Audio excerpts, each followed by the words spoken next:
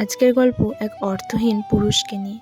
দেখবেন প্রায় সমস্ত বাবা মা চান যেন তার মেয়েটা শ্বশুরবাড়ি গিয়ে সুখে থাকে, কোনো খাবারের যেন কষ্ট না হয়, তাকে যেন ভালো চাকরি করা একটা ছেলের সাথে বিয়ে দিতে পারি আমরা।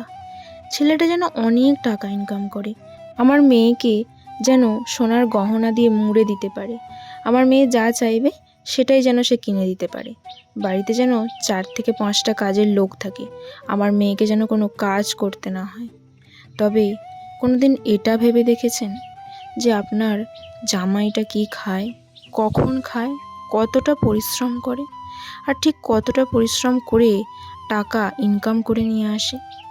না, ভাবেননি। আজকে যদি ওই ছেলেটা না চাকরি করতো, আপনি হয়তো আপনার মেয়ের বিয়ে ওই ছেলের সাথে দিতেন না। আচ্ছা, আপনাদের কখনো এটা মনে হয় না যে যদি আমার মেয়েটাও কিছু কাজ করে টাকা ইনকাম করে আনে বাড়িতে, আর সেই টাকা তার হাজবেন্ডের হাতে দিয়ে সাহায্য করতে পারে কিছু? না, এটা সবাই ভাবে না। তাই তো বলি, দিন শেষে অর্থহীন পুরুষের কথা কেবল বলে দুঃখ প্রকাশ করা যায়, দুঃখ সওয়া যায় না। নমস্কার বন্ধুরা, আমি সুপর্ণা। আমার একটা নতুন ব্লগ ভিডিওতে তোমাদের সবাইকে স্বাগত জানাই।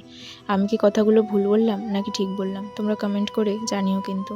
এদিকে দেখো, তোমাদের সাথে গল্প করতে করতে ওদিকে আমার অনেকগুলো কাজই করা হয়ে গেছে, আর এদিকে এই জামাটাকে ভাঁজ করে ভালো করে গুছিয়ে আলমারিতে তুলে রাখলাম।